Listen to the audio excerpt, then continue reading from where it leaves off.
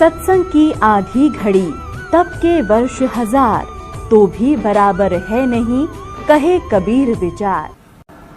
तो यहाँ आपसे प्रार्थना की जाती है, जब तक सत्संग चले आप सब चिंताएं और इधर उधर की गल्ला बातें छोड़ के ध्यान से सत्संग सुनो। जब तक ज्ञान संपूर्ण नहीं होगा तो आप इस भक्ति मार्ग पर चल नहीं सकते। तो परमात्मा ने दया बख्शी है, जैसे पूरी सृष्टि नाम लेवेगी। अब दीक्षा कैसे लेगी? अब सबके विचार आप देख लो। दास को बिटर एक्सपीरियंस है इस भक्ति मार्ग पर चलने का। शुरुआत की अपने घर से, कोई नहीं माने, सारे उल्टे पड़े। तू कहाँ से ये ज्ञान ले आया, तेरा दिमाग घूम गया, सारे एक तरफ उठ कर चले जा।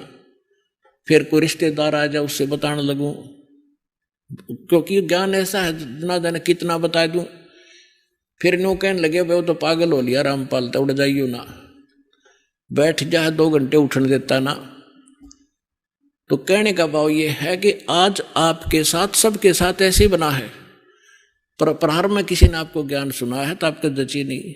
आपको कोई सीडी दे गया है, आपने सीडी वो सुन ली लगातार। क्यों? सीडी एक ऐसा माध्यम है, आपने ले ली, या टीवी चल रहा है, ये चैनल से कोई सत्संग सुन रहा है, तो वहां श्रोता सुन सकता है, वाद विवाद नहीं कर सकता उसके साथ। और वाद विवाद करके आदमी उस निष्कर्ष तक पहुंचे नहीं पाता जहां वक्ता पहुंचाना चाहता है। तो परमात्मा ने दया बख्शी कि टीवी के सामने बैठ के तो कितना ही कुछ सोचता रहे कि झूठ बोला है, झूठ बोला है। और जब प्रमाण सामने आएंगे, अगर वो बीच में ही वाद विवाद हो जाए, आमने सामने बैठे होते तो बीच में वाद विवाद कर देता है, क्या ले रहा, उठ कर चला जाता। फिर उसने उसमें देखते देखते देखते सारे प्रमाण मिल गए, तो जो उसके अंदर डाउट थे वो समाप्त हुए। तो इसमें टाइम बहुत लगे है। तो प्रत्येक एक भगत को यहां आने में इतना समय लगता ही लगता है। तो अब क्या होगा?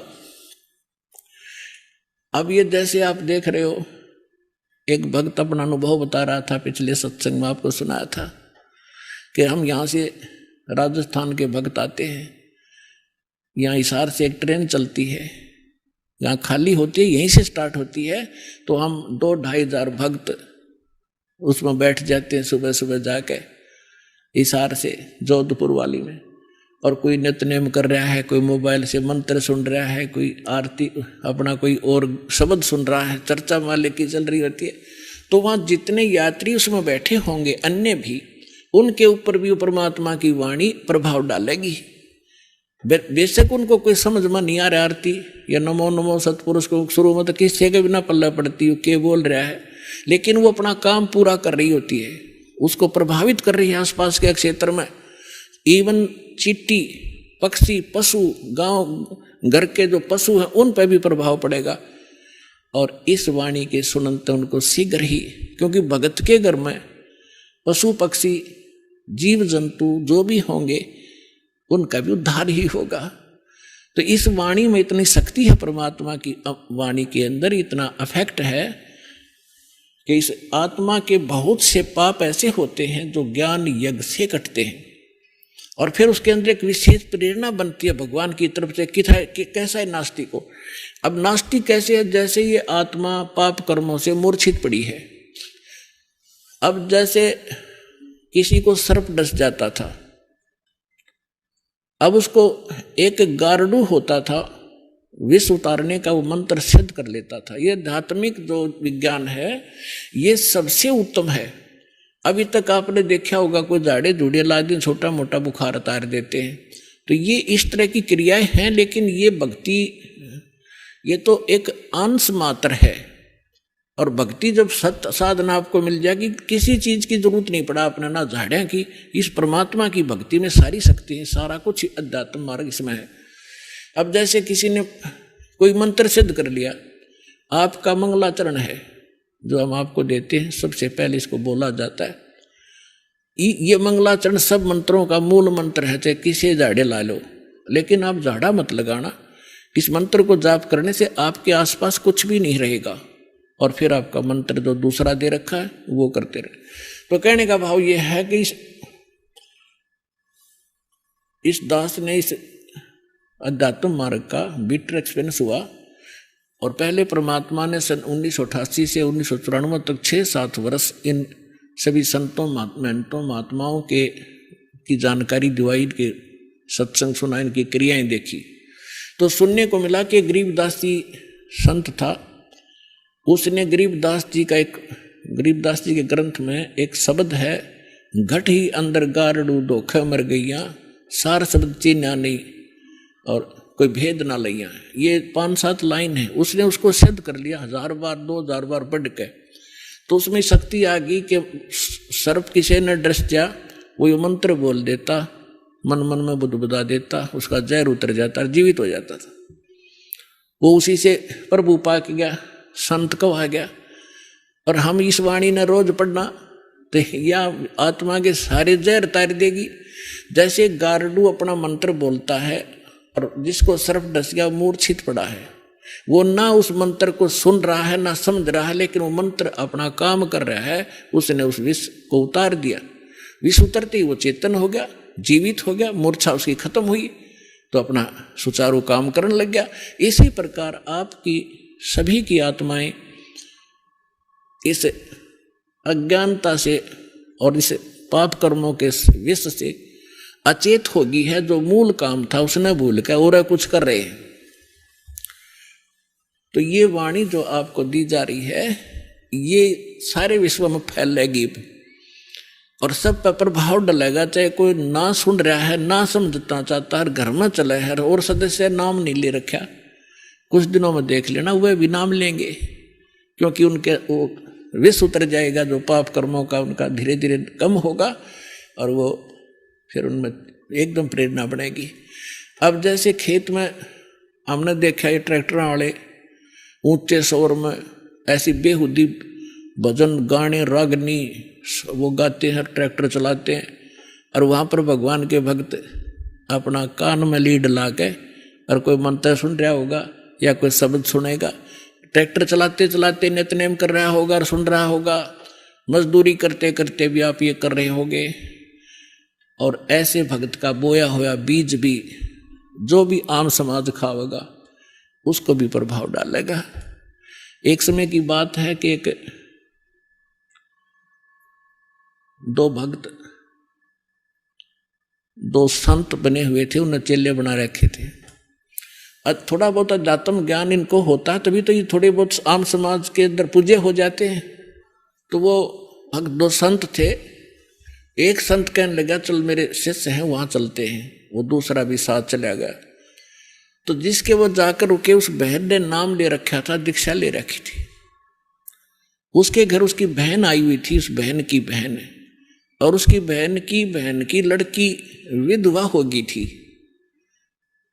और वो बहन बड़ी टेंशन में थी।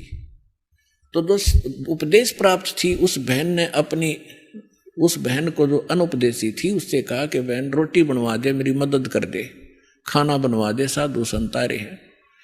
तो उस बहन ने वो खाना बना दिया जिसकी बेटी विधवा हो चुकी थी। उसी टेंशन में थी वह, क्या होगा मेरी बेटी का, छोटे छोटे बालक हैं, भाई भगवान के ऊपर कैसे गुजारा होगा, माता पिता को तो बड़ा टेंशन बनी रहती है। अब इन विचारों से ग्रस्त उसने खाना बना दिया, संतों ने खा लिया, वह सो गए। तो सुबह जो दूसरा था वो उठा और इतना टेंशन में उठा कि भाई क्या हो गया। उठकर उसने अपने साथी से बताया कि भाई आज तो ऐसा सपना आया जैसे मेरी लड़की विधवा होगी हो, और उसका क्या होगा, मतलब बुरी तरह तड़फड़ा था। आँख खुली जब चैन हुआ है तो वो बुद्धिमान था, उसने कहा अपने मित्र से कि क्या इस परिवार में किसी को कोई आपत्ति है। तो बोला जी मन ने भी नहीं पता, पता करता हूं। उसने अपनी शिष्या बुलाई कि बेटी आपकी कोई तकलीफ है किसी प्रकार की, कोई लड़की को हानि होगी है। तो वो कहने लगी जी मुझे तो कुछ है नहीं, आपकी कृपा से मेरी बहन आई हुई है और उसकी लड़की मर गई, उसकी लड़की भी विधवा होगी, अभी 10 से 15-20 दिन हुए हैं और वो आई थी। तो उस संत ने पूछा क्या खाना किसने बनाया महाराज, कि उसी ने बनाया था। अपने आत्मा उस बहन के द्वारा बनाए गए भोजन में भी विचार प्रवेश हो गए और उस संत के ने खाया, उस पर भी प्रभाव डाला उसने। तो इसी प्रकार अब ये अच्छे वचन, अच्छे ज्ञान, अच्छी वाणी, जो भी जिस जैसे कोई कहीं भी क्रिया कर रहा है तो उसी के अंदर प्रवेश करेगी। जैसे कोई सेठ है, बैठे बैठे मंत्र कर रहा है, और काम क्या वहाँ पर वाणी ला ले अपने भगवान की, दुकानदार है या कोई किस मजदूर है, और कहीं भी जो कार्य करता है अपना, तो वहाँ क्या होगा कि उस सामान के ऊपर भी इसका प्रभाव पड़ेगा, जो और खरीद के ले जाएंगे उनको भी असर होगा। तो इस प्रकार हमारे जो सभी की आत्माओं पर पाप कर्मों का विष चढ़ने से मूर्छित पड़ी है या जाग गएगी और फिर बदन में लग गएगी। तो इस प्रकार इस परमात्मा का जो ये इंस्ट्रूमेंट बनवाने का जो उद्देश्य था, प्रयोजन, ये कोई ऐसे नहीं है। नहीं तो इसके अंदर सारी बकवास देखें, जब तक ज्ञान नहीं होता, कोई फिल्म देख रहा है, कोई और बकवास देख रहा है, कोई खेल देख रहा है, और अब ये ज्ञान होने के बाद कि ये बकवास छोड़ के इसमें भगवान देखो, परमात्मा का नाम सुनो, ज्ञान सुनेंगे, तो यही इंस्ट्रूमेंट जो दुरुपयोग करके हमारा जीवन नाश कर रहे थे, ये हमारे जीवन को सफल करेंगे। तो परमेश्वर आपको क्या बताना चाहता है दास परमेश्वर के इस ज्ञान के माध्यम से, कि आप यहाँ जिस दिन से दीक्षित हो जाते हो, आपका वो एक मानुष जन्म प्रारंभ होता है। उससे पहले आप मनुष्य शरीर अवश्य था, लेकिन कर्म मनुष्य के नहीं थे। सभी सद्ग्रंथ, सभी संत और खुद परमात्मा आकर बताते हैं कि परमात्मा इस मनुष्य जीवन की प्राप्ति आपको केवल परमात्मा प्राप्त करने के लिए और जरा और मरण के संकट से छुटवाने के लिए ही प्राप्त होता है। आपको ज्ञान संपूर्ण होता नहीं, और संसारिक लोगों से जो ट्रेनिंग आपको मिलती है उसमें दृढ़ हो ही जाते हो। कोठी बना ले बेटा, उस लड़के ने देख ले थोड़े से दिन हुए नौकरी लगा था और 2 कोठी बना ली, तो हमारे वो इंजेक्शन लग जाते हैं, हम फिर वही टारगेट लेकर आगे चलते हैं नौकरी में या कोई बिजनेस में। कोठी बनाऊं, प्लाट लूं, कार लूं बढ़िया सी, और 1 मिनट में मृत्यु हो जाती है और कोठी कार धरी धराई रह जाती है। कबीर साहब कहते हैं, राम नाम कड़वा लगे, राम नाम कड़वा लगे, ये मीठे लगे दाम, दुविधा में दोनों गए, भाई माया मिली ना राम। पुण्यात्मा, इस अध्यात्म मार्ग से जब आप परिचित हो जाओगे, आपको कोई किसी प्रकार की भी शंका, डाउट नहीं रहेगा। जैसे आपको ज्ञान वही होता है, प्रमाण वही होते हैं, उदाहरण वही होते हैं जो रह रहकर पूरे वर्ष सुनाए जाते हैं। और आपकी आत्मा को ये ज्ञान और ये प्रमाण कितनी बार सुने उतनी बार अच्छे लगते हैं, तो आप स्वस्थ हैं।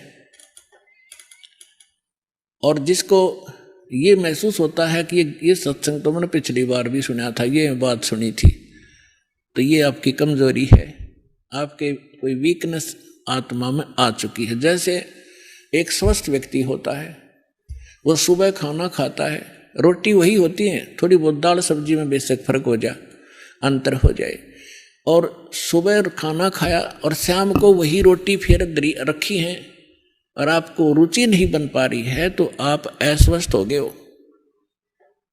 और यदि आपको वही रोटियां फिर उसी तरह रुचिकर लग रही हैं, तो आप स्वस्थ हैं। और दिन में 3-3 बार खाते हो, रुचिकार लगती हैं, तो आप स्वस्थ हैं। इसी प्रकार अब ये ज्ञान वही है, और जितनी बार सुने और जितनी बार ये आपको, उतनी ही बार आपको ये अच्छा लगना चाहिए, तो आप स्वस्थ हैं। अन्यथा आपको फिर कोई पाप कर्म ने घेर लिया।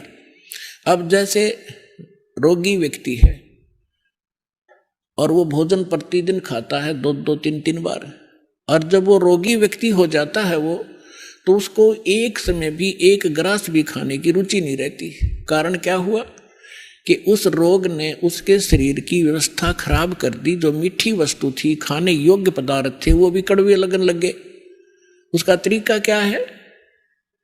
उसका तरीका ये है कि कड़वी, जैसे किसी को मलेरिया हो गया और उसने वो कड़वी कुनीन, रोटियां तो भी कड़वी, वो खानी पड़ेंगी, ना चाहते भी खानी पड़ेंगी, चाहे वो रुचि कर लगे चाहे ना लगे। उनके खाने से फिर धीरे धीरे बुखार ठीक होगा, जबर ठीक होगा, तो वह रुचि भूख बढ़ेगी और फिर स्वादिष्ट, स्वस्थ होते ही फिर स्वादिष्ट हो जाएंगे। तो इसी लगा कर स्वादिष्ट लगा करेंगे। इसी प्रकार ये सत्संग के अंदर ये दोनों डोज हैं। इसमें आत्मा का आहार भी है और ये ट्रीटमेंट, ये उपचार भी साथ होता है। जैसे कोई भक्त सत्संग सुन रहा है और ये मन में आता है कि तो पहले भी सुना था, तो बेशक आप ना चाहते हुए भी उठकर नहीं जाना चाहिए, उसको बार बार सुनना चाहिए। थोड़ी सी देर में आप देखोगे ओहो ये तो ठीक सी लगन लाएगी, तो उस ये कुनीन का काम भी करेंगी। ना चाहते हुए भगवान की महिमा को सुनते ही रहना चाहिए और ना चाहते हुए भक्ति जैसे मंत्र करने लगते हो, रुचि सी ना बनती, ना बनन दे। एक बार मंड जाओ करडे से होकर मन भागन दे, दूर थोड़ी देर भागेगा, फिर आप पे सेट होगा। इसी प्रकार परमात्मा कहते हैं कबीर हरि के नाम को हेज बजो चाहे खज, उल्टा सुल्टा ओ गही खेत पड़ा जो बीज। अब परमात्मा के नाम में लग जाओ, चाहे हेज यानी अपनी रुचि से या खज के माथा सा ठनकते हुए भी शुरू कर दो। और कहते हैं जैसे खेत में बीज पड़ गया, उल्टा पड़ो चाहे सुल्टा उगेगा। तो इस प्रकार आपने इस ज्ञान को सुनना चाहिए। अब जैसे हमने जो ट्रेनिंग समाज से मिली, जहां भी गए उन्होंने यही कथा सुनाई, क्या कर रहा है बेटा, कि इंजीनियरिंग कर रहा हूं। अच्छा क्या लगेगा, जेई लगूंगा। कोई कहे मैं एसटीओ लगूंगा। अच्छा हमारे गांव में एक लड़का था भाई फलाने का सर, जेई लगा था, उसने एक कोठी वहां बना ली और एक प्लॉट खरीद लिया और उसने न्यू कर लिया। तो हमने फिर वही सोच हो जा बीसीए बनावांगे, जेई लग के या एसडीओ लग के, तो वो इंजेक्शन लग गए तो हम उधर प्रेरित हो गए। अरे ज्ञान सुनाएंगे भगवान का तो हम इधर दृढ़ हो जाएंगे। वो तो हमें जहर दिखाई देगा, कोठी और बंगला में सारा जीवन नाश कर देना, मामूर्ख व्यक्ति का काम दिखाई देगा। तो इसी प्रकार सत्संग में आने से, इस ज्ञान को बार बार सुनने से आपको दृढ़ता आएगी। कबीर साहब कहते हैं देखो हम यह माया मांगने आते हैं, परमात्मा कहते हैं ये तो मैं रूंगे में दूंगा आपको फ्री में, ये तो आपको फ्री ऑफ कॉस्ट दूंगा, ये तो हमारा सौदा भी नहीं है, ये तो वैसे दूंगा आपको। अब रूंगे की परिभाषा बताऊं थोड़ी सी क्या होती है। पहले हमारे गांव में, सभी गांव में ग्रामीण में ऐसा था, पैसे वैसे होते नहीं थे। ऐसे ही जैसे कोई सब्जी बेचने आया या कोई और सामान प्याज बेचने आया या कोई और सामान लेके आता, तो हमारी दादी जी क्या करती थी, गेहूं का बेला भर ले जाती और उसको पूछती भाई ये कैसे देगा टिंडे तू। वो कहता जी गेहूं के 2 बार दूंगा, बोला तोल दे। और जब तो सौदा तो कर लिया गेहूं का, 2 बार तुलवा लिए, 1 किलो के 2 किलो ले लिए, किलो गेहूं के बराबर। फिर यूँ क्या करती भाई रूंगा और दे। रूंगा माने बिना बगैर सौदे में अलग आइटम, वो एक आधा टिंडा ठाका और घेर देता, ले दाई रूंगा ना भाई थोड़ा और देख दो, वो देख दो और घेर देता, बुढ़िया राजी हो जाती। तो ये रूंगा माने फ्री ऑफ, वो तो फालतू का। तो जो असली सौदा हम आपको यहाँ देंगे करेंगे, वो जन्म और मरण के इस दीर्घ रोग का नाश करेंगे। और जो आप यहाँ मांगने आते हैं तो रूंगे में देंगे आपको, अगले हो जा राजी। जो संसारिक संपत्ति जो आपको आवश्यक होगी और आपके कष्ट जो आपके ऊपर संकट आ रहे हैं तो रूंगे में ठीक करें कबीर भगवान हमारे। और असली दुख तो आपका, असली सौदा तो ये है जो आपका जन्म मरण का रोग काटेंगे, जो पृथ्वी पर इस ब्रह्मांड में कोई नहीं कर सकता इस काम को। 2 सतलोक आश्रम बरवाला जिला, ये सारा हरियाणा में आपको आज उपलब्ध है।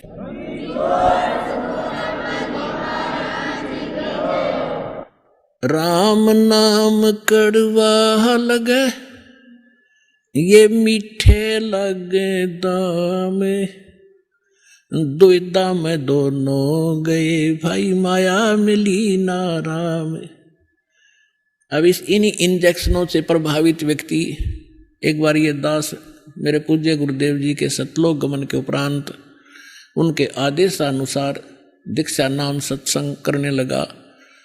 तो हमारे पूज्य गुरुदेव जी का एक आश्रम मोघा के अंदर है, रेलवे स्टेशन के पास, और एक तलवंडी भाई जिला फिरोजपुर के अंदर है। तो जिला फिरोजपुर के अंदर जो तलवंडी भाई एक कस्बा छोटा सा बरवाले जैसा ही, तो वहाँ हमारे गुरुदेव जी के कुछ शिष्य थे। तो उन्होंने आग्रह किया कि आप यहाँ भी सत्संग किया करो। गुरुजी चले गए तो हमने सेकंड संडे यानी द्वितीय रविवार तलवंडी भाई में सत्संग शुरू कर दिया। हम जाने लगे। तो इस सत्संग को सुनकर प्रभावित तो आम व्यक्ति हो ही जाता है। तो उनके वहाँ कोई बुढ़िया की मृत्यु हो गई थी, उसके शोक व्यक्त करने के लिए कोई उनका रिलेटिव आया हुआ था। वो धनी व्यक्ति था, चंडीगढ़ का वासी था। तो उन्होंने उससे कहा कि शुक्रवार को आया था, वो शनिवार को जाना चाहा था शाम में 4 बजे से। उन्होंने कहा कि आप आज रुको, कल सत्संग होगा, आप सत्संग सुनकर जाना। वो कहने लगा मैं सत्संग बहुत सुनता हूँ, मैंने सब सुन रखे, मुझे काम जरूरी है, जाना पड़ेगा। तो उन्होंने भक्तों ने यह भी कहा कि सत्संग आपने जरूर सुने होंगे, लेकिन ये सत्संग कुछ उनसे भिन्न है, आप सुनो, हमारी प्रार्थना स्वीकार करो। वो कहने लगा नहीं, मेरा एक बहुत कंपलसरी काम है, एक कोई पार्टी आवेगी, उसके साथ मेरा एक एग्रीमेंट होना है कोई कार्य का, और उसमें मुझे 5 लाख का बेनिफिट होगा। सन 1997 की बात है। उस समय के 5 लाख आज के तो मेरे ख्याल में 50 लाख होंगे। तो उन्होंने फिर प्रार्थना की कि कोई बात नहीं, कब आएंगे, किस टाइम आएंगे? कहना कल वो 1 बजे आएंगे।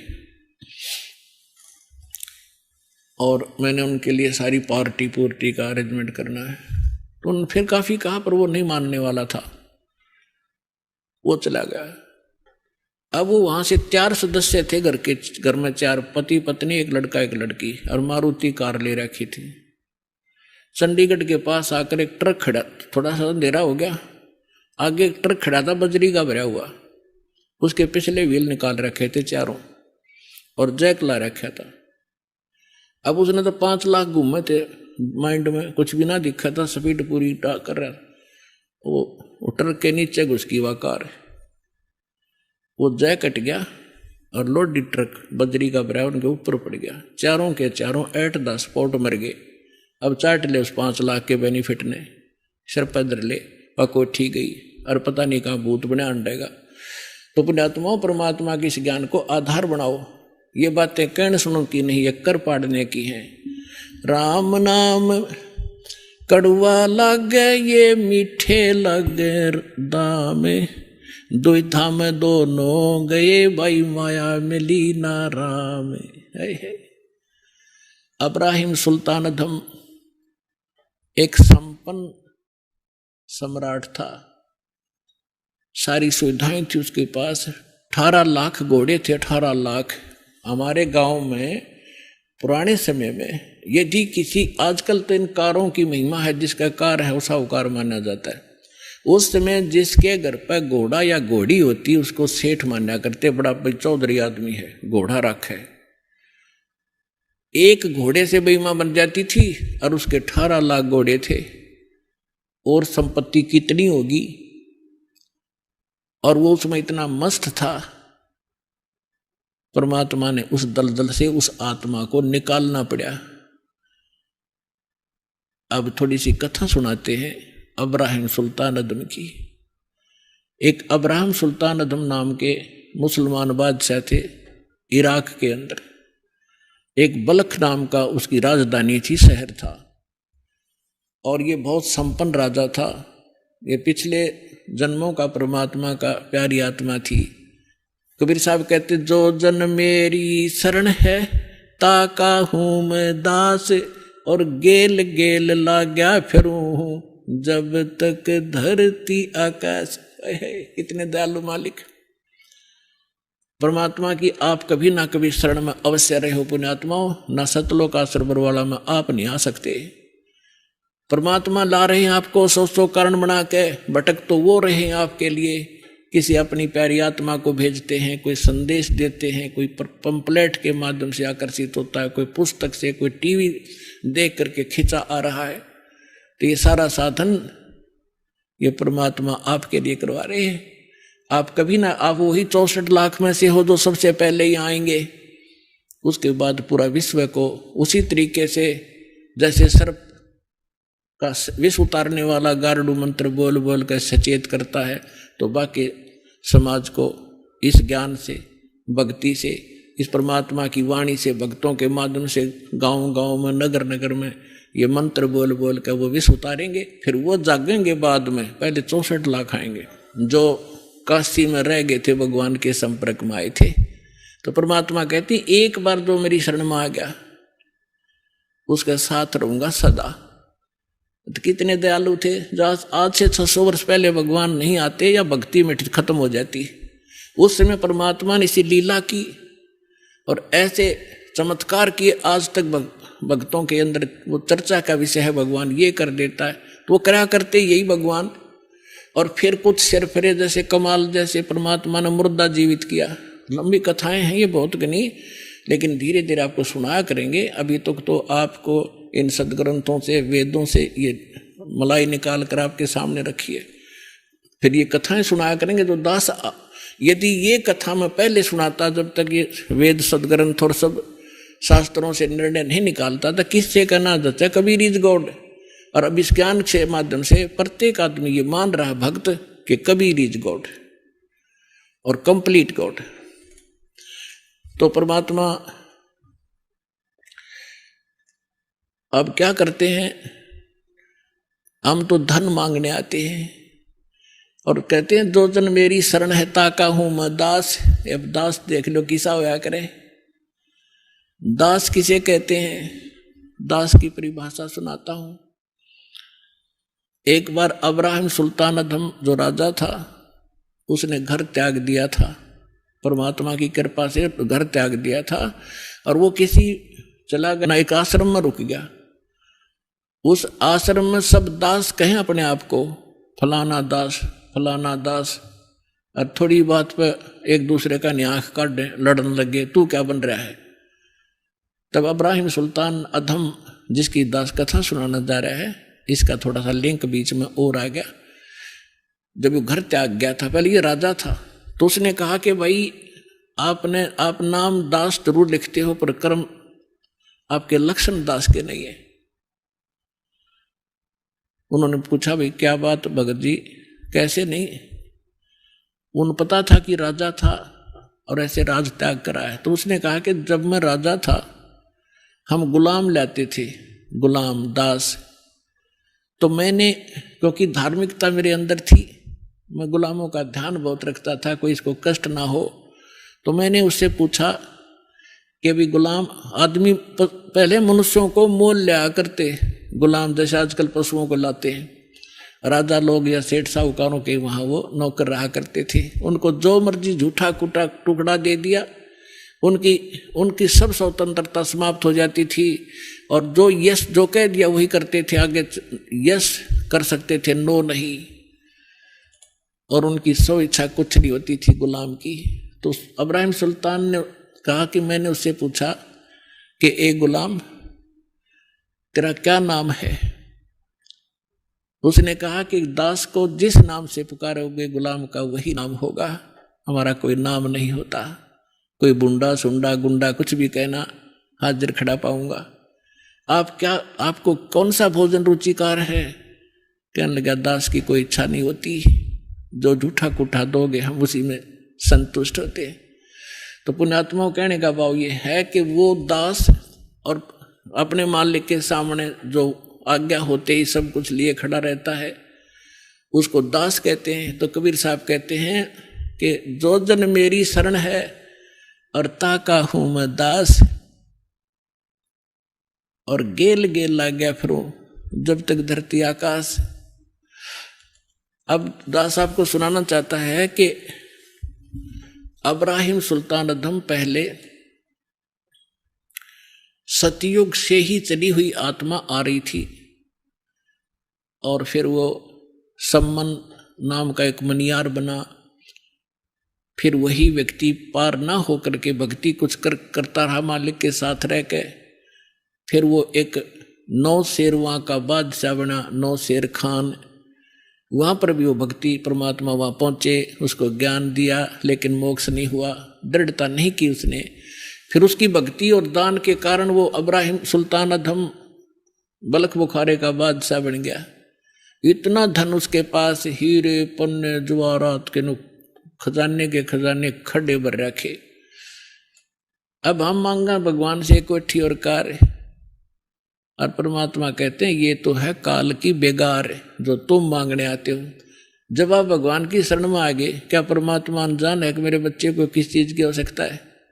आज्ञा रखेगा आपको, आपकी सोच से पहले उसको, आपका पहले पता है इसको क्या संकट आने वाला है, उससे पहले आपके पास आगे खड़ा पाओगा भगवान। फिर भी हमारी जो आदत है धीरे धीरे छूट जाएगी, क्योंकि अभी तो आपके साथ ऐसा है, एक व्यक्ति के ओठ का चोट लगी, काफी चोट लगी, सूज गया, तो उसको कोई कुछ दवाई बतावे, कोई कुछ दवाई बतावे। एक व्यक्ति कहने लगा कि इसका ओठ का हलवा बना कर बांध दो, देसी घी का हलवा। तो वो जिसका ओठ का चोट लग रही थी कि यह दवाई बढ़िया लगी, बने इस वाली बनाओ, हलवा बनाओ। अब हलवा थोड़ा सा बनाया उन्हें, जो ओठ पर लग जा, ओठ पर दरिया रो तो चाट गया भीतर। उन्होंने सोची ओठ पर तना डट्टा ही ले गया और खा गए, तो इसको और बनाओ। तब वो व्यक्ति बोला पहले इसने भीतर तो भर दो, जब ओठ पर डटेगा। तो उन्होंने अच्छा बनवाया 1 किलो सारे का, वो पहले छकाया, अब छक तू, और फिर ओठ पर बांधा। क्यों? हलवा इसी चीज से एक बार छक लेना, दोबारा रुचि नहीं बना उसकी, एक ग्रास भी नहीं खा सकता। तो ओठ पर धर दिया, वो न्यो का न्यो रखा उसने। तो आज आप का ओठ का चोट लाग रही है, और आप यहां जो मांगन आते हो ना, परमात्मा पहले आपने उनसे भरेगा, अंदर से भरेगा, आपकी सारी फुलफिल पूरी करेगा जो भी रिक्वायरमेंट होगी, और फिर आप ओठ पर डटने दोगे। तो कहने का भाव ये है, फिर आपकी रुचि नहीं रहेगी इसके अंदर। इस दास के साथ ये बिटर जो ना एक्सपीरियंस हुआ है। पहले तुम्हारी भी जो जब नाम लिया था, वैसे आवश्यकता इतनी क्या है कि नहीं थी, कोई त्रुटि घर में नहीं थी किसी वस्तु की, फिर भी माया की चाह थी। ऐसे ढंग से माया देने लगे परमात्मा, पुण्यात्मा सोच भी नहीं सकते। तभी तो इस दास का इतना दृढ़ विश्वास हुआ, और दृढ़ता के साथ आप तक ये पहुंच पाया, जो मालिक ने मेरा पेटा भर दिया, विश्वास दृढ़ किया। दास ने एक प्लाट खरीदा, एक मित्र था, उसकी कोई वैसे ही उसमें रुचि नहीं थी, कोई और बनाना चाहता था, उधार में दे दिया। 1 साल में उसके पैसे दिए, और 1 साल के उसके लेने के बाद 3 गुनी कीमत होगी उसकी, रजिस्टर्ड वहां की जो वैल्यू थी। बताओ, हम वैसे उस नौकरी में हेरा फेरी करके मेरे ख्याल में सारी उम्र नहीं कमा सकते थे। उसने 2-1.5 साल में मालिक ने वो ऐसे भर दिया, वह उठ की चोट भर दी। और फिर ये ज्ञान पता लग गया, किसी ने के सिर में मारेंगे, माया से घनी होगी तो फिर यह दुखी करेगी। तो पुण्यात्माओं, पहले आपके ओठ की चोट के लिए आए हो, ये भी आपका सारा काम होगा। आपको परमात्मा अंदर से भी भरेगा, और ये दुख आपके ये सारे निवारण करेगा, आपको सारा सुख देगा।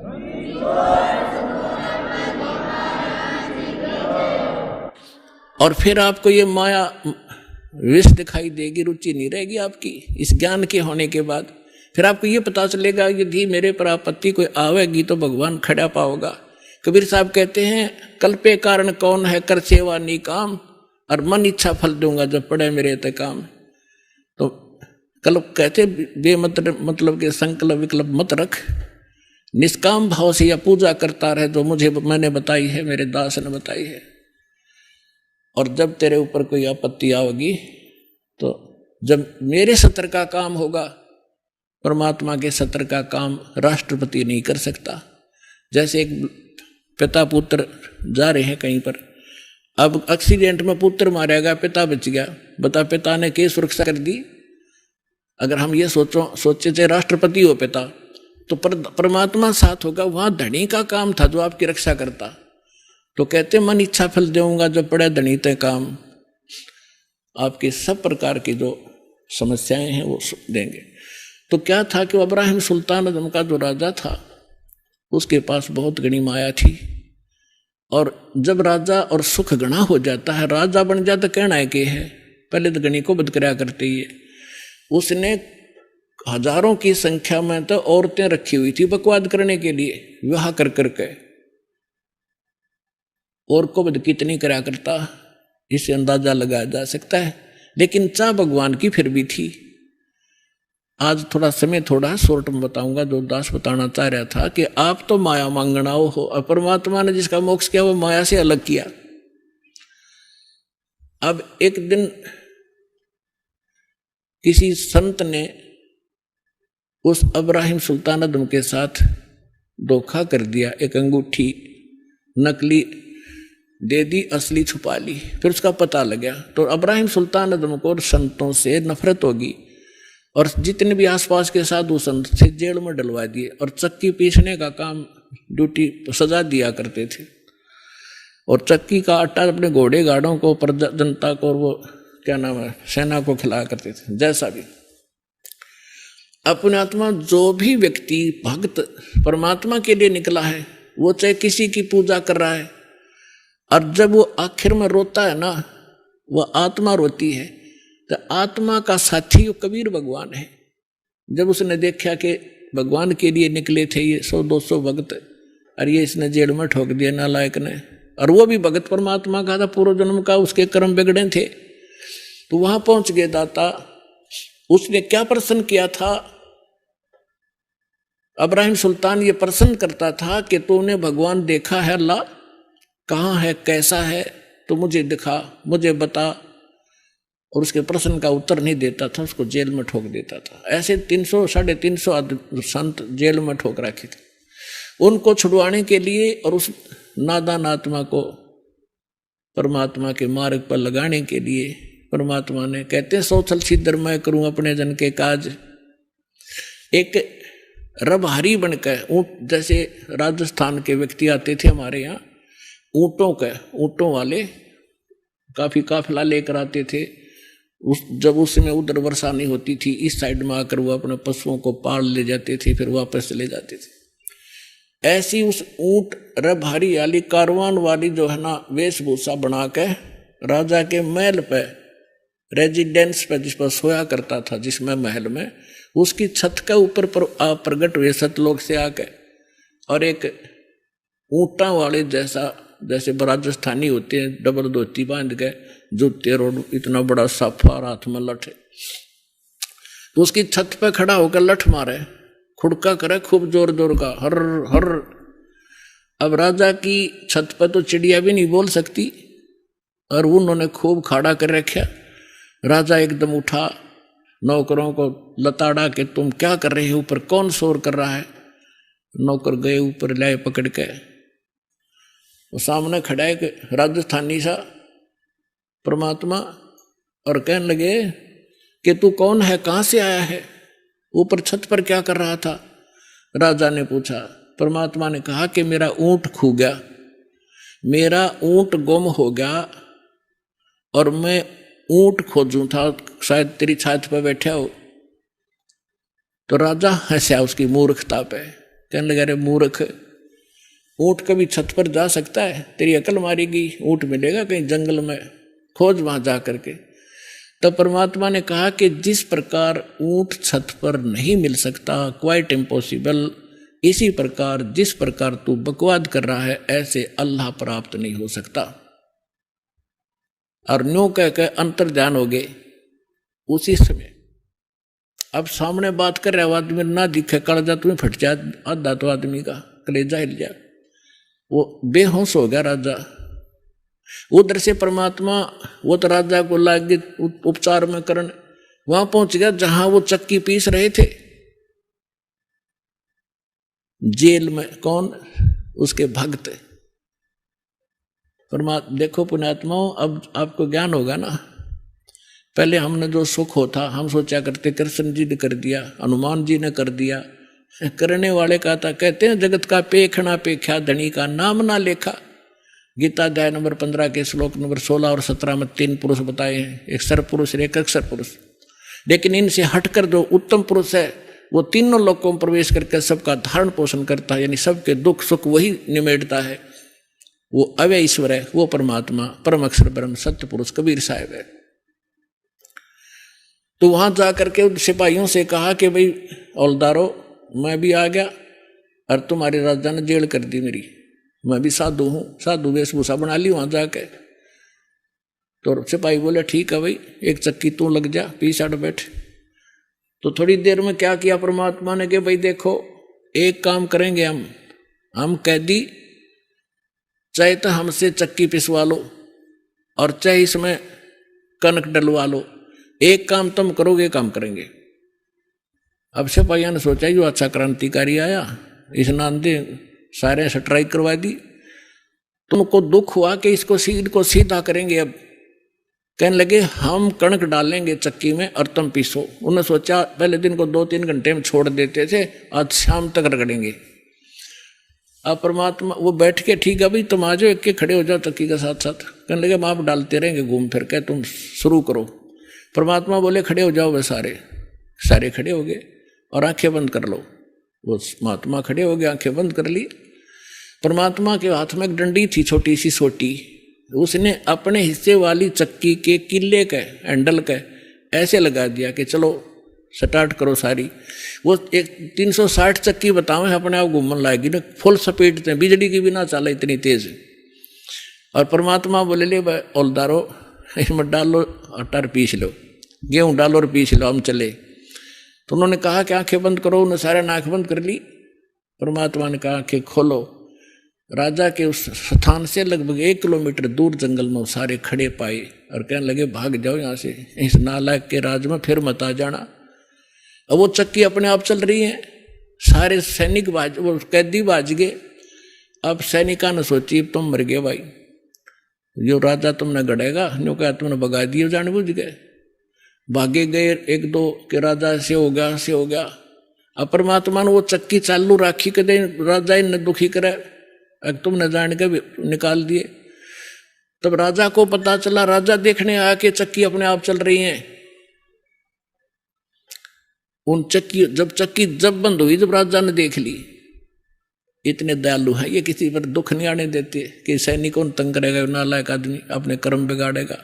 तो पुण्यात्माओं, अमर करूं सतलोक पठाऊं, ताते बंदी छोड़ कहाऊं। ये काफी लंबी कथा, समय थोड़ा रह गया, फिर बताएंगे कभी। कहने का भाव ये है कि परमात्मा ने उसको लास्ट में ऐसा विवश कर दिया कि उसने जहर दिखाई देने लगी। अब माया जिसके ऊपर बैठ के वो खुशी मना रहा था और एक दिन वो घर त्याग के चला गया। तो परमात्मा रास्ते में फिर मिले उसको कि बेटा घर त्यागना तो भगवान नहीं मिलेगा, आपने आत्मा से इस माया को त्यागना पड़ेगा, इसके विकार, इसके हानि से परिचित हो जा तू और जा फिर वापस राज कर सकता, ये मंत्र दे दे। तो बोला नहीं, आपकी सिरोधारी आपकी आ गया, लेकिन मालिक अब वो अच्छा नहीं लगता मुझे, आपके ज्ञान से मैं परिचित हो गया, असंख्य जन्म हो गया, हमने धक्के खात्या ने इनका पीछा छुड़वा दो जाता। तो पुण्यात्माओं, एक दिन आपको कि ऐसी स्थिति हो जाएगी, आपने यू हलवा कति अच्छा नहीं लगेगा और आप अपने आप स्थिर हो जाओगे, आपकी आत्मा, और केवल परमात्मा के अतिरिक्त लास्ट में आपने कुछ नहीं दिखेगा। और यही मोक्ष का कारण है। तो आपको सभी मोक्ष होगा। कहते समझा है तो सिर दर पाओ, बहुर नहीं रे ऐसा दाव। बोलो सतगुरुदेव।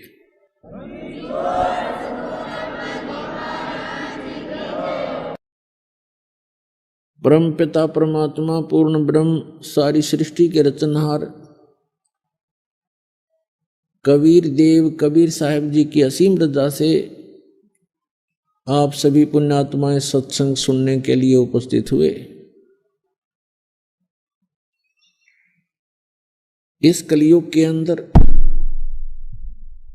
सबसे दुर्लभ है सत्संग प्राप्त होना। आप जी के ऊपर परमात्मा ने यह विशेष रजा बख्शी है। आप कितनी पुण्यात्माएं हैं कि आपको सत्संग उपलब्ध हुआ। सत्संग का अर्थ होता है सत्य तत्व ज्ञान, सत्य ज्ञान, आध्यात्मिक ज्ञान का जहाँ प्रचार होता हो उसको सत्संग कहते हैं। अध्यात्म मार्ग के अंदर हमने अपने आध्यात्मिक ग्रंथों को ही आधार मानकर आगे कदम बढ़ाना होगा, क्योंकि आज तक जो भी धर्म या उस धर्म के अंतर्गत फॉलोअर, उनके अनुयायी जितने भी हैं, वे प्रारंभ से ही अपने धर्म ग्रंथों को सर्वोच्च मानते हैं, उत्तम मानते हैं, शिरोधार्य मानते हैं। तो आज भी हमने उनको शिरोधार्य ही मानना होगा। और जो भी धर्मगुरु अपने धर्म ग्रंथों के विपरीत ज्ञान दे रहा है, उसको हमने अब छोड़ना होगा, तभी हम भक्ति मार्ग में सफल होंगे। इसके लिए पवित्र श्रीमद् भगवत गीता अध्याय नंबर 16 का श्लोक नंबर 23 और 24 पर्याप्त है हमें समझने के लिए।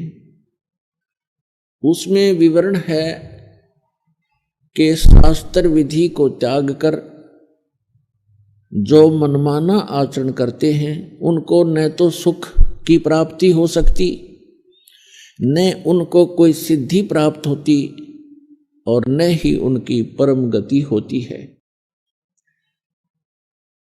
तो पुण्यात्माओं, आध्यात्मिक क्रियाएं जो हम करते हैं, इन 3 वस्तुओं की प्राप्ति के लिए ही करते हैं कि अपने जीवन में हम सुखी रहें, हमारी कार्य सिद्ध हो और फिर परम गति हो।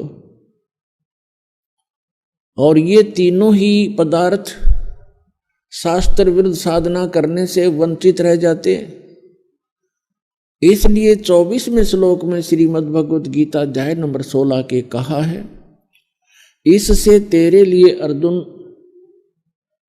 कर्तव्य और अकर्तव्य की व्यवस्था में, यानी कौन से धार्मिक अनुष्ठान क्रियाएं मंत्र जाप करने चाहिए और कौन से ना करने चाहिए, उसके लिए अपने सद्ग्रंथों को ही आधार मानना। तो पुण्यात्माओं, आज का जो समागम प्रारंभ हो रहा है, जो 5 दिवसीय ये सत्संग चलेगा, ये किस उपलक्ष्य में है, आज सबसे पहले आपको थोड़ी सी जानकारी देंगे, फिर परमात्मा की महिमा से आपको परिचित कराएंगे। ये जो सत्संग प्रारंभ हो रहा है, ये किस उपलक्ष्य में है? आत्मा परमात्मा की खोज में वर्षों युगों से लगी हुई है, हजारों करोड़ों युगों से लगी है। और हम अपने सद्ग्रंथों में ये भी पढ़ते आए हैं कि जो सत साधना करते हैं, मर्यादा में रहकर सत भक्ति करते हैं, वे ऐसे स्थान पर चले जाते हैं जहां से लौटकर फिर प्राणी कभी संसार में नहीं आता। प्रमाण के लिए श्रीमद् भगवत गीता अध्याय नंबर 15 के श्लोक नंबर 1 से लेके 4 में प्रमाण किया है कि तत्वदर्शी संत की प्राप्ति के उपरांत, और तत्वदर्शी संत कैसा होगा वो भी इसमें प्रमाणित किया है। जो उल्टे लटके हुए संसार रूपी वृक्ष के सभी विभाग जानता है, विस्तार से जानता है, वो तत्वदर्शी संत है। तत्वदर्शी संत 4 अध्याय के 34वें श्लोक में कहा है कि अर्जुन, तू तत्वदर्शी संत से उस तत्व ज्ञान को प्राप्त कर। तो यहाँ 15वें अध्याय के 4 श्लोक में कहा है कि तत्व ज्ञान की प्राप्ति के उपरांत उस तत्व ज्ञान से इस अज्ञान को काटकर,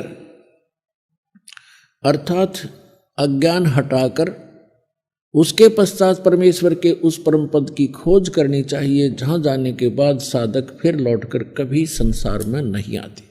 और जिस परमेश्वर ने संसार रूपी वृक्ष की रचना की है, यानी सारे ब्रह्मांडों की जिसने रचना की है, केवल उसी की भक्ति करो। गीता ज्ञान दाता जो श्री कृष्ण जी के अंदर प्रवेश करके बोल रहा है, वो ब्रह्म है, सरपुरुष है। वो अपने विषय में कहता है कि अर्जुन, तेरे और मेरे बहुत जन्म हो चुके हैं, तू नहीं जानता मैं जानता हूं। मेरे कर्म और जन्म अलौकिक हैं, दिव्य हैं। प्रमाण के लिए श्रीमद् भगवद गीता अध्याय नंबर 2 श्लोक 12, अध्याय नंबर 4 श्लोक 5 और 9, अध्याय नंबर 10 श्लोक 2 में ये गीता ज्ञानदाता स्वयं कहता है कि मेरी भी जन्म मृत्यु होती है और मेरे उपासक की भी जन्म मृत्यु होती है और आपकी भी होती है। अभी तक जो हमारे धर्मगुरु श्री कृष्ण जी की पूजा का हमें विधान बताते थे कि यदि हम ये मानकर चलें कि श्रीमद् भगवद गीता का ज्ञान श्री कृष्ण जी बोल रहे हैं, वैसे तो सच्चाई आपको बताई दी दास ने। श्री कृष्ण जी के अंदर ये सरपुरुष यानी काल ज्योत स्वरूपी निरंजन, जिसे योगी लोग ब्रह्म कहते हैं, ऋषि लोग जिसे ब्रह्म कहा करते हैं, वो बोल रहा है। और वो 21 ब्रह्मांड का स्वामी है। और श्री कृष्ण जी विष्णु जी के अवतार हैं। श्री विष्णु समझो से श्री कृष्ण समझो। ये केवल एक ब्रह्मांड में 3 लोकों पर, पृथ्वी लोक, स्वर्गलोक और पाताल लोक, इन 3 लोकों पर केवल एक विभाग के प्रभु हैं, स्वामी हैं। विष्णु जी सतोगुण विभाग के, यानी श्री कृष्ण कहो, विष्णु कहो, और ब्रह्मा जी रजोगुण विभाग के मंत्री समझो, साहब समझो, मालिक समझो, खुदा समझो। और श्री शंकर जी जो है ये तमोगुण विभाग के स्वामी समझो, प्रभु समझो। ये केवल इतने ही मालिक हैं। तो गीता ज्ञान दाता जो भी आप समझते थे उसी को सोचकर चलिए, वही मानकर चलिए। वो कह रहा है कि मेरे तो जन्म मृत्यु होते हैं और वो कोई और परमात्मा है जिसकी शरण में जाने से 18वें अध्याय के 62वें श्लोक में कहा है, अर्जुन तू सर्वभाव से उस परमेश्वर की शरण में जा, उसकी कृपा से तू परम शांति को और सनातन परम धाम को प्राप्त होगा। तो यहां हमने अब समझना है कि वो परमात्मा कौन है, जिसके विषय में गीता ज्ञानदाता भी प्रमाणित कर रहा है कि उसी की शरण में जाओ, उससे आपको वो स्थान मिलेगा जहां जाने के बाद फिर लौटकर कभी संसार में नहीं आओगे। वो शाश्वत स्थान है। तो अब हम जो प्रसंग चला है कि ये आत्मा परमात्मा को युगों से खोज रही है, और हम पिछले इतिहास देखते हैं अपने ऋषि महर्षियों के, उन्होंने हजारों हजारों वर्ष तपस्याएं की, साधनाएं की, अनुष्ठान किए कि भगवान मिले कल्याण हो। लेकिन यदि उनका मार्ग ठीक होता तो वही मार्ग वो हमें बताया करते थे, तो हम सभी चले जाते और पृथ्वी खाली हो जाती। अब यहां शंका एक और उत्पन्न होती है कि भक्तजन श्रद्धालु कहते हैं कि यदि पृथ्वी खाली हो जाएगी तो यहां कौन रहेगा। तो ये बालक सोच होती है। एक बिल्कुल अबोध बच्चा ये बातें कर सकता है जिसको कुछ भी ज्ञान नहीं। अब ये कोई सुख का स्थान थोड़ा ही है, हर चीज का अभाव यहां पर, और सारा जीवन हम अपने इस पेट पोषण पर ही लगा देते हैं और बीच में ही मृत्यु हो जाती है। इतना गंदा स्थान यहां रहने की इच्छा हमारी क्यों बन रही है? क्योंकि हमें उस अन्य सुख में लोक का ज्ञान नहीं, और वहां जाने का कोई समाधान नहीं। अब जैसे चंद्रमा खाली पड़ा है, ऊपर के ग्रह ये सभी खाली पड़े हैं, तो एक पत्थर ये भी पड़ा रहेगा। हमने कौन सा ठेका ले रखा है यहीं पर गर्मी और सर्दी और भूख प्यास, इन कैंसर से पीड़ित होकर मरने और जीने की? यह तो हमारी मजबूरी है। जब हम ऐसे स्थान पर चले जाएंगे जहां हमें शरीर इतना अच्छा मिलेगा जिसमें कोई रोग नहीं, निरामे मिलेगा। निरामे, आमे माने रोग होता है, निरामे माने निरोग शरीर मिलेगा। और ऐसा ही वहां दुनिया होगी आपकी, ऐसे आपका परिवार होगा जो कभी मृत्यु को प्राप्त नहीं होगा। और वहां एक ऐसा शिष्टाचार होगा, यहाँ तो कद बहु सास ने गड़न लाग रही है या सास बहू से के सर हो रही है, रोज कोई ना कोई पंगा जी ने बना रहता है जीव के। हम ढीठ होकर जी रहे हैं, कोई विकल्प दिखाई नहीं दे रहा। तो हम ऐसे स्थान पर चले जाएंगे जहां कोई दुख नहीं, कोई वृद्ध अवस्था नहीं। अब कौन वृद्ध होना चाहता है, कौन रोगी होना चाहता है, और सभी हो रहे हैं। कौन मरना चाहता है, और सभी मर रहे हैं। तो ऐसे गंदे लोक में और फिर कोई ये कहे कि ये खाली हो जाएगा, ये तो जितना शीघ्र खाली हो उतना अच्छा। ये रहने का स्थान है, कहीं फ्लड आ रही है, मर गई दुनिया, कहीं पर भूकंप आ गया है, कहीं पर वैसे सूखाग्रस्त, कोई रोग से मर रहा है, कोई किसी तरह करा रहा है। तो ये तो एक बूचड़ खाना है ये पृथ्वी लोक, और ये स्वर्ग लोक यहाँ के, ये कोई स्थान ठीक नहीं है। तो परमात्मा की खोज में हम युगों से लगे हुए हैं, और यदि उन ऋषि महर्षियों का मार्ग सही होता तो हम चले जाते वहां पर, हम इस संसार में नहीं रहते। इसका कारण यही रहा कि हमारे सदग्रंथों का भी ज्ञान हमारे धर्मगुरुओं को नहीं था। वर्तमान के अंदर तो बिल्कुल ही बिजली गिर गई है, और विशेषकर इस हिंदू धर्म में तो कमाल कर दिया। जितना भक्ति का इस अध्यात्म मार्ग में जो घोटाला देखा है इस हिंदू धर्म के अंदर, और अन्य धर्मों में नहीं देखने को मिलता। अन्य धर्मों के धर्मी जैसे कोई कुरान शरीफ का मानने वाला है, कम से कम कुरान शरीफ को आधार तो मान रहा है, और उसके अनुसार जैसा भी उनकी परंपरा वो एक ही तरह की भक्ति करे। इसी प्रकार ईसाई धर्म में देख ले, मुसलमान इसमें सिख धर्म में देख लो, और हिंदू धर्म में देख ले, जितने गुरु उतनी ही पूजा, जितने जो ज्ञान है उतने ही देवता। कोई कुछ पूज रहा है, कोई कुछ पूज रहा है, कोई कुछ बता रहा है, कोई कुछ बता रहा है, कोई आधार नहीं। जबकि हमारे सदग्रंथ हैं, उनको तो देखे हम झांक के। तो हमारे धर्म गुरुओं को हमारे धर्म ग्रंथों का भी ज्ञान नहीं था।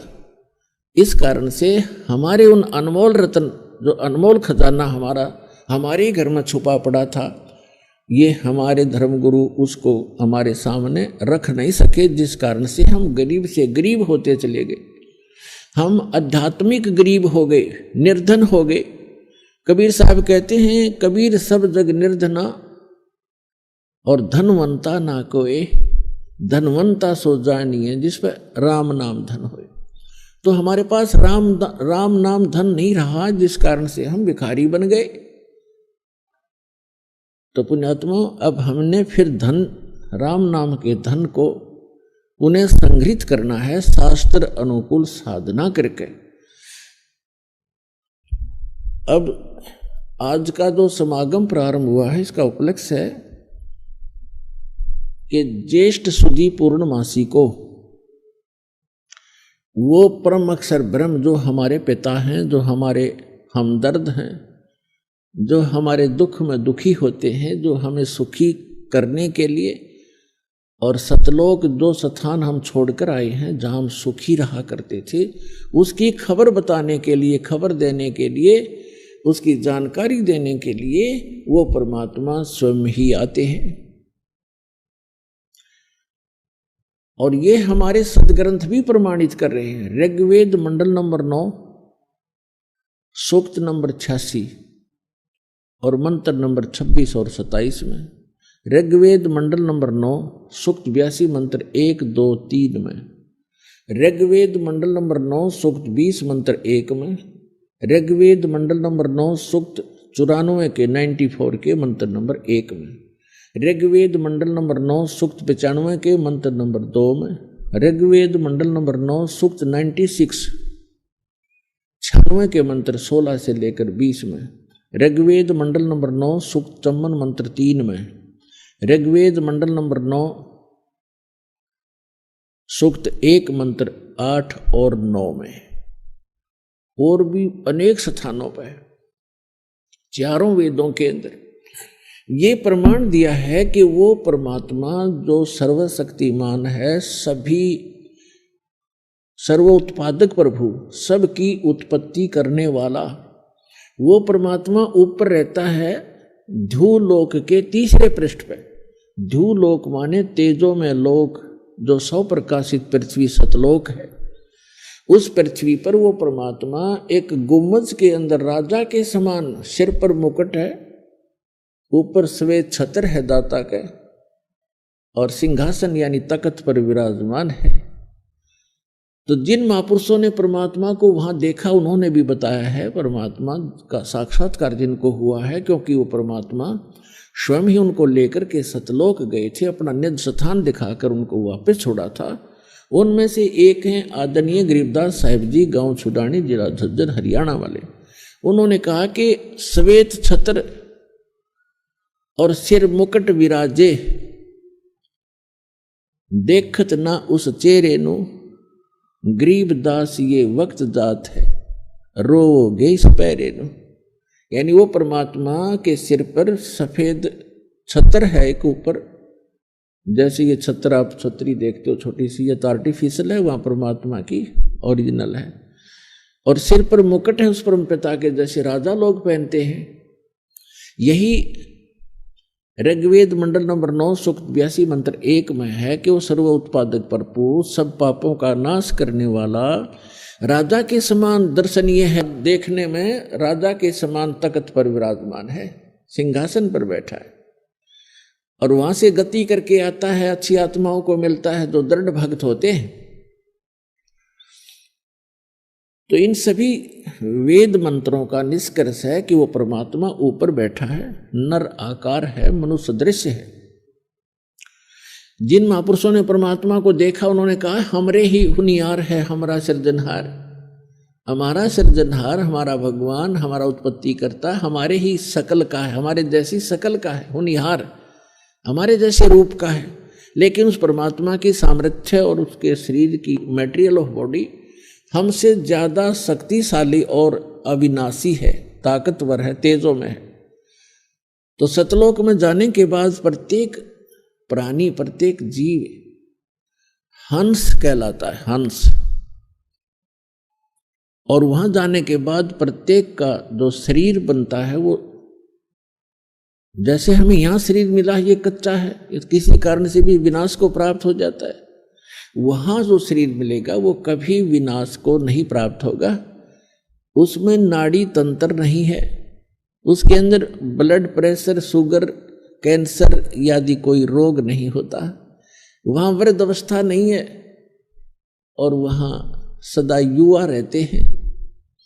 जब बच्चे होते हैं ऐसे आपका परिवार होगा और बच्चे होंगे, और एक स्थिति ऐसी आती है कि वो युवा होने के बाद फिर युवा ही रहेंगे, वो सदा वृद्ध नहीं होते, और इतने शुद्ध विचार हैं, किसी चीज का अभाव नहीं है, किसी वस्तु का अभाव नहीं वहां पर।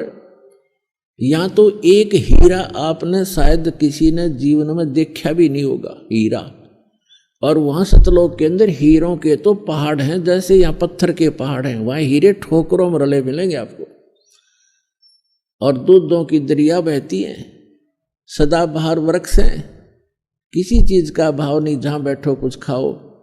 और सब पकवान आपको किसी प्रकार के पकवान, जैसे परमात्मा जब काशी में आए हुए थे 120 वर्ष रहे, तो एक बार किसी ने मजाक कर दिया था, झूठी चिट्ठियां डाल दी थी कबीर भगवान के नाम से कि सभी साधु संत आओ, और कबीर साहब भंडारा कर रहे हैं, और उस समय लीला कर रहे थे। दाता एक गरीब कति एक सिंपल भगत की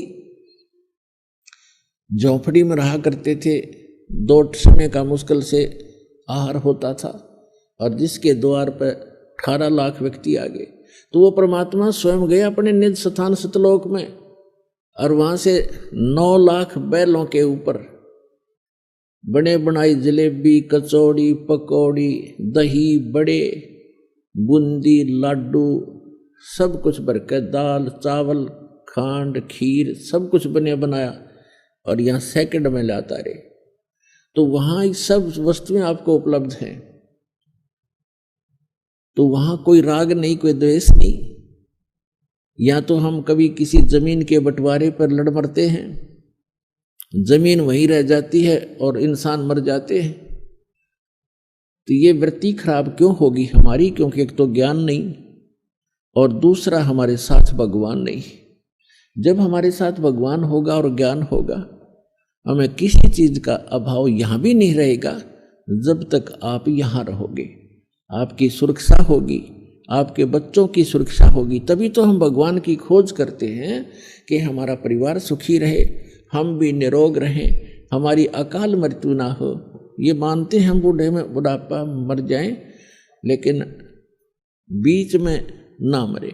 तो ये इस गंदे लोक में भी, इस नासवान स्थल पर भी उस अविनाशी परमात्मा कबीर जी की शरण में आने के उपरांत ही हम ये सुख भी प्राप्त कर सकते हैं।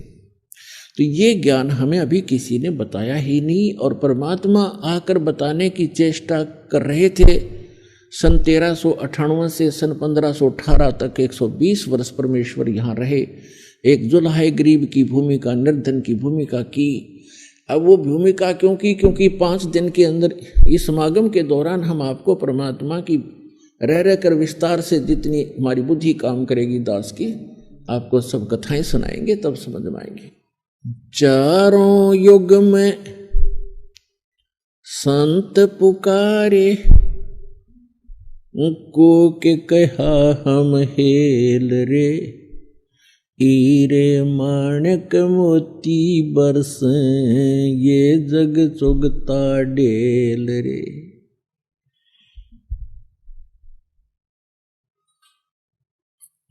ये समागम उस शुभ दिन के उपलक्ष्य में मनाया जा रहा है कि वो परमात्मा हमारे पिता हम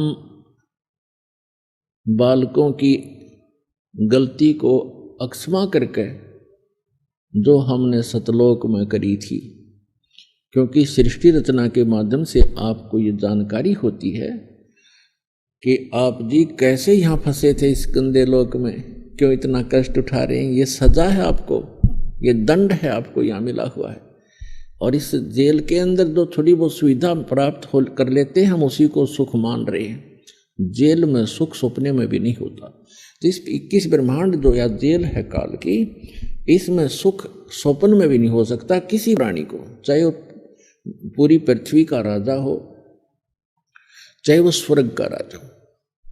तो ये जो स्थान है, यहाँ हम क्यों आए, ये सृष्टि रचना में आपको बताएंगे, इस समागम के दौरान भी आपको बताएंगे।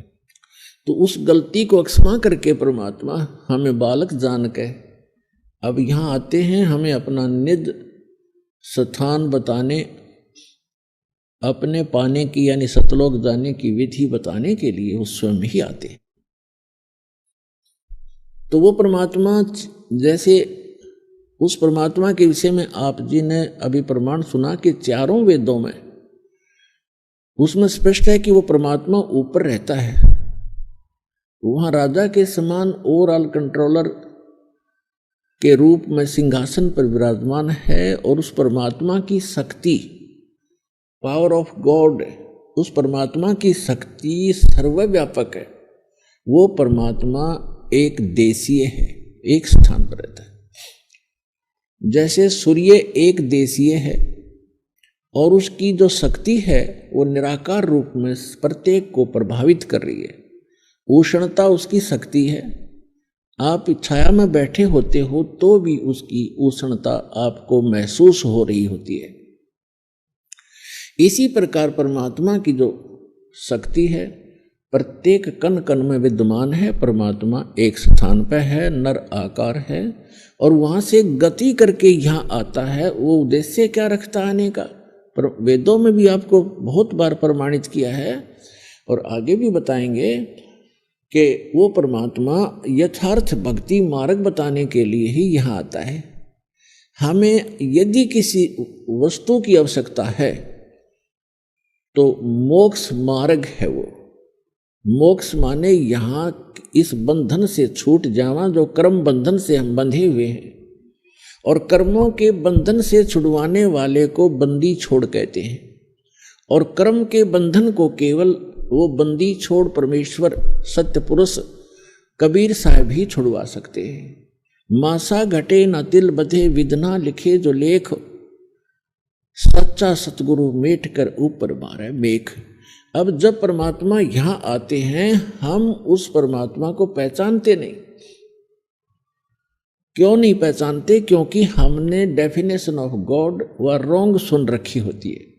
परमात्मा की जो परिभाषा है वो हमने गलत सुन रखी होती है, जिस कारण से हम परमात्मा का कुछ और ही दृष्टिकोण से विवेचन करते रहते हैं और वही धारणा हमारे हृदय में समाई रहती है। इसलिए वो परमात्मा यहाँ परमात्मा कम और एक मानव की तरह अधिक लीला करता है, ताकि वो हम उसके निकट रहकर कुछ उनके ज्ञान को फॉलो कर सके। तो इसलिए वो परमात्मा ने स्वयं आकर के यहाँ पर ज्ञान देते हैं। तो वो परमात्मा ऊपर रहते हैं, वहां से गति करके आते हैं, अच्छी आत्माओं को मिलते हैं और उनको फिर अपने सतलोक ले जाकर वापस छोड़ते हैं, अपना गवाह बनाकर छोड़ जाते हैं। अब उन गवाहों ने, उन जो साक्षी बने परमात्मा के, जिनको भगवान मिले, उन्होंने और साथ में हमारे पवित्र सदग्रंथों ने, दोनों ने रिल मिलकर ये सिद्ध कर दिया कि परमात्मा कैसा है, कहाँ रहता है, उसका नाम क्या है, उसके पाने की विधि क्या है, वो मेथड कौन सा है जिससे हम परमात्मा प्राप्त कर सकते हैं। और जो सदग्रंथों में और जिनको परमात्मा मिले उन महापुरुषों के अनुभव की जो उनकी अपनी अमर वाणी है, एफिडेविट है, वो दोनों मेल खा जाते, फिर संशय नहीं रहेगा आपको। फिर संशय नहीं रहेगा कि हम जो कर रहे हैं वो ठीक है या गलत है, वो फिर स्वस्थ हो जाएगा। इसलिए उस परमात्मा ने बताया है, वो परमात्मा चारों युगों में आते हैं और वो स्वयं ही आकर अपना ज्ञान कराते हैं।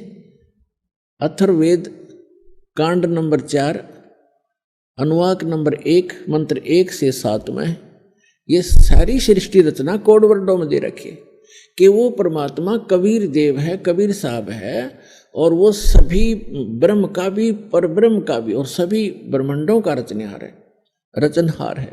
और वो अपने द्वारा रची हुई सृष्टि को स्वयं ही ठीक ठीक बताता है।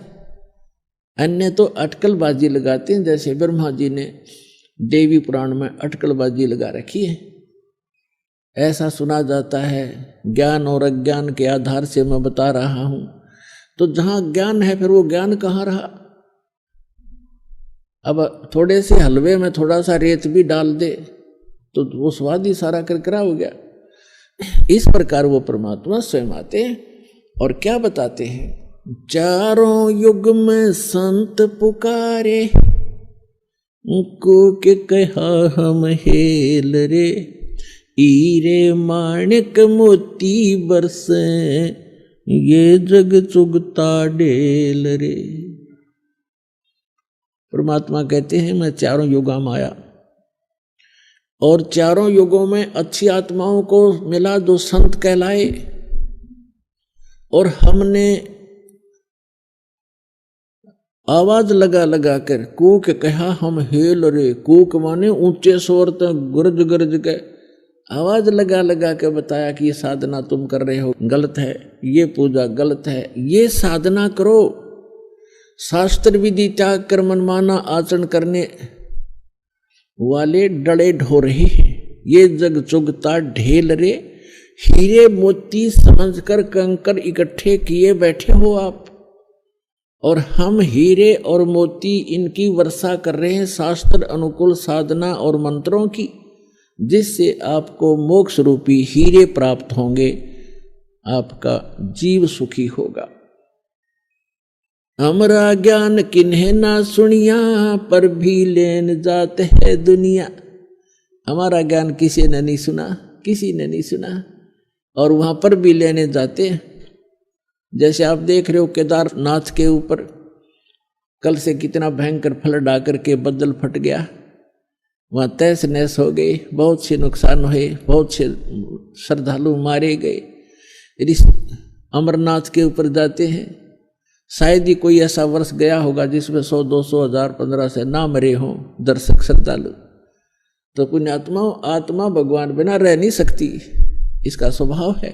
इसको आवश्यकता उस भगवान की, जिस दिन से ये उससे बिछुड़ी है उसी दिन से उसको सुख नहीं प्राप्त हो रहा जिसको ये छोड़कर आ चुकी है। तो यहां परमात्मा कहते हैं हमरा ज्ञान किने ना सुनिया, और वहां धक्के खान जात है दुनिया, पर भी लेने जाती जोड़ तालाब में नहाने के लिए। है कहीं गीता और वेदों में प्रमाणिक की साधना से मोक्ष होगा? तो ये कहां से ग्रहण किया? ये शास्त्र विरुद्ध साधना है। इन लोक वेद बना रखा है इन अज्ञानी संतों, ऋषियों और आचार्यों ने। अब परमात्मा क्या बताते हैं? सतयुग में सत सुकृत कह टेरा, त्रेता नाम मुनींदर मेरा, द्वापर में करुणा में कहाया, और कलियुग नाम कबीर दराया। चारों युग में संत पुकारे, और कूक कहा हम हेल रे, हीरे माणिक मोती बरसे, ये जग जुगता डेल रे।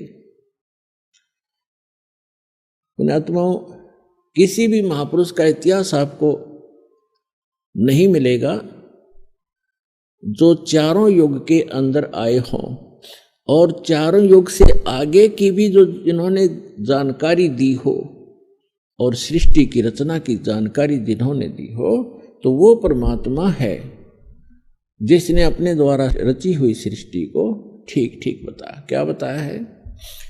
परमात्मा इस वर्तमान के चल रहे चतुर्युगी में सबसे पहले सतयुग के अंदर सत सुकृत नाम से यहाँ प्रकट हुए थे।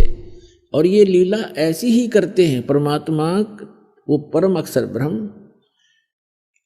इनफैक्ट वास्तव में यदि कोई भगवान है, परमात्मा है, तो एक ही है। परमात्मा एक है, प्रभु अनेक हैं। पुण्यात्मा, धीरे धीरे आप बच्चे हो, इस अध्यात्म मार्ग की जब आप पीएचडी कर लोगे तब इन कोड वर्डों को समझोगे। अभी तो हम सभी को ही भगवान कह देते हैं, सभी को परमात्मा कहते हैं। फिर आपको लास्ट में एक ही परमात्मा नजर आएगा, जैसे श्रीमद् भगवद गीता अध्याय नंबर 15 के श्लोक नंबर 16 और 17 में 3 पुरुष हैं। एक सरपुरुष, एक अक्षर पुरुष। सरपुरुष ये ब्रह्म है जिसके लोक में हम रह रहे हैं, ये काल है। ये 21 ब्रह्मांड का पुरुष है, 21 ब्रह्मांड का स्वामी है, 21 ब्रह्मांड का मालिक है, केवल 21 ब्रह्मांड का। और एक ब्रह्मांड के अंदर ये पृथ्वी लोक, स्वर्ग लोक, पाताल लोक, ब्रह्मा विष्णु महेश के लोक, धर्मराय का लोक, निरंजन का लोक, और आगे दुर्गा का लोक, ये सारे मिलाकर एक ब्रह्मांड कहलाता है। ऐसे ऐसे 21 ब्रह्मांड है, उनका प्रभु है, उनका स्वामी है ये ब्रह्म। लेकिन ये परमात्मा नहीं है, ये काल है। और 7 संग ब्रह्मांड का स्वामी है जो परब्रह्म, जिसको अक्षर पुरुष कहते हैं, तो वो भी स्वामी है 7 संग ब्रह्मांड का, लेकिन वो परमात्मा नहीं है। परमात्मा वो होता है जो श्रेष्ठ आत्मा हो। श्रेष्ठ आत्मा वो होता है जो किसी को दुख ना दे, सुख के अतिरिक्त उसके कोई विधान ना हो। तो वो परमात्मा सत्य पुरुष है जो असंख्य ब्रह्मांड का स्वामी भी है और परमात्मा भी है। वो सत्य पुरुष है। जैसे श्रीमद् भगवद गीता अध्याय नंबर 15 के श्लोक 16 और 17 में 3 पुरुष हैं, एक सरपुरुष, एक अक्षर पुरुष। सरपुरुष को हम काल कहते हैं, ब्रह्म भी कहते हैं, सरब्रह्म भी कहते हैं, और अक्षर पुरुष को अक्षर ब्रह्म भी कहते हैं और परब्रह्म भी कहते हैं संत भाषा में। और तीसरा जो परमात्मा, उसे परम अक्षर ब्रह्म भी कहते हैं, उसे परम अक्षर पुरुष भी कहते हैं, और उसको परमेश्वर भी कहते हैं, सत्य पुरुष। सत्य माने अविनाशी, पुरुष माने प्रभु, परमात्मा। तो ये जो तीसरे नंबर का परमात्मा है, इसके विषय में गीता अध्याय नंबर 8 के श्लोक नंबर 1 में अर्जुन ने पूछा कि भगवान, आपने गीता अध्याय नंबर 7 के श्लोक नंबर 29 में कहा है कि तत्ब्रह्म को जानकर और सारे अध्यात्म से परिचित और सभी कर्मों से परिचित केवल साधक जरा और मरण से छूटने का ही प्रयत्न करता है, संसार की किसी वस्तु को वो नहीं चाहता। तो वो ऐसा वो तत्ब्रह्म है। तो 8वें अध्याय के प्रथम मंत्र में गीता जी में पूछा है, किम तत्ब्रह्म, वो तत्ब्रह्म क्या है, वो कौन है वो तत्ब्रह्म। तो गीता अध्याय नंबर 8 के श्लोक नंबर 3 में गीता ज्ञानदाता कहता है, वो परम अक्षर ब्रह्म है, वो सर्वशक्तिमान परमात्मा, परम अक्षर ब्रह्म, सबसे श्रेष्ठ। परम माने श्रेष्ठ, अक्षर माने अविनाशी, और ब्रह्म माने परमात्मा। अब जैसे अक्षर पुरुष को भी अक्षर पुरुष कहा है, पर ब्रह्म को भी अक्षर माने अविनाशी, लेकिन यहां परम अक्षर पुरुष कहा है कि उस वास्तव में अविनाशी परमात्मा वो है श्रेष्ठ, सबसे श्रेष्ठ। अब जैसे एक स्टील भी धातु है, काफी लंबे समय तक रह जाती है।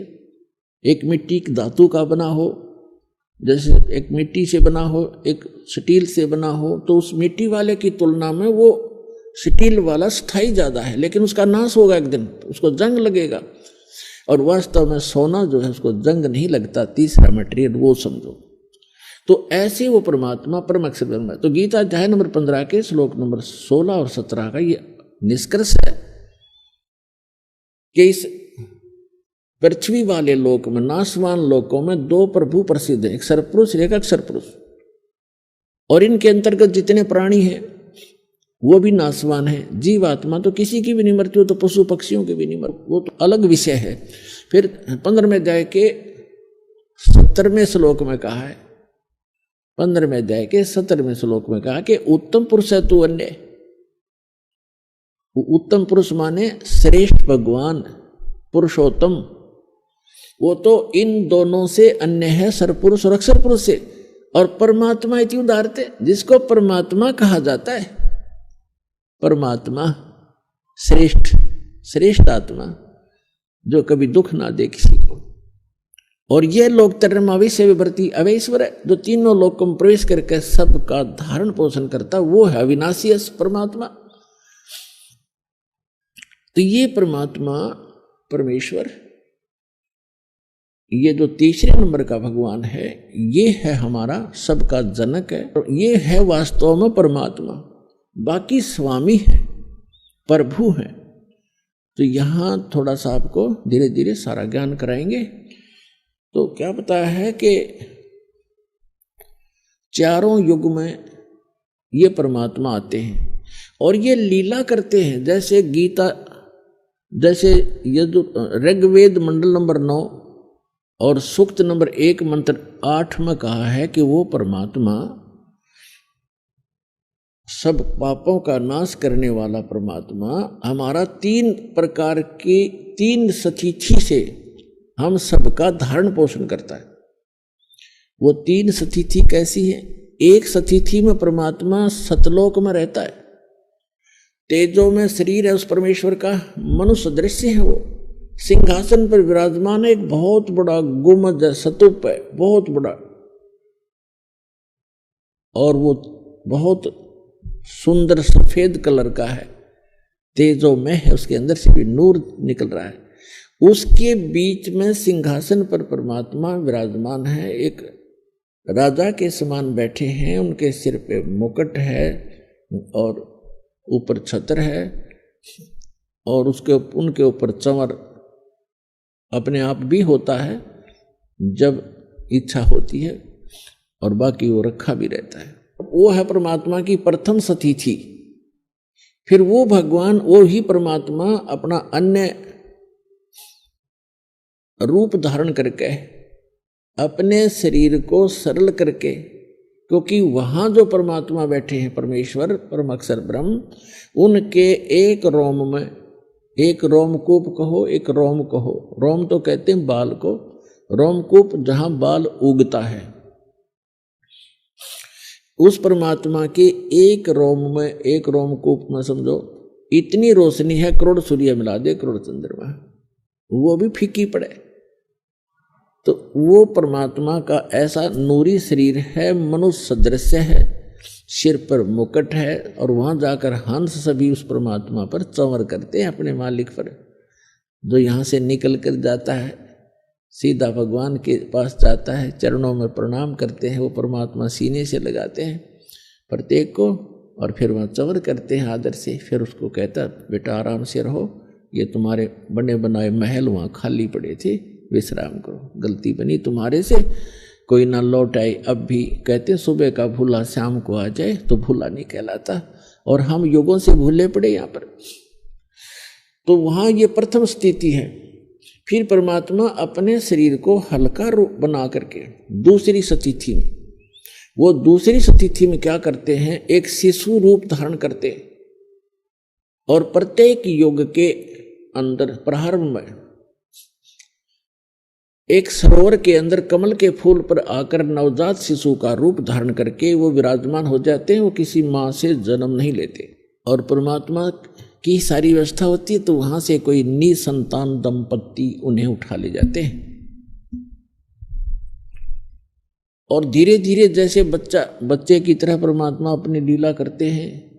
छोटी सी उम्र में ही 4-5 वर्ष की आयु में ही बड़े बड़े विद्वानों के छक्के छुड़ाने लग जाते हैं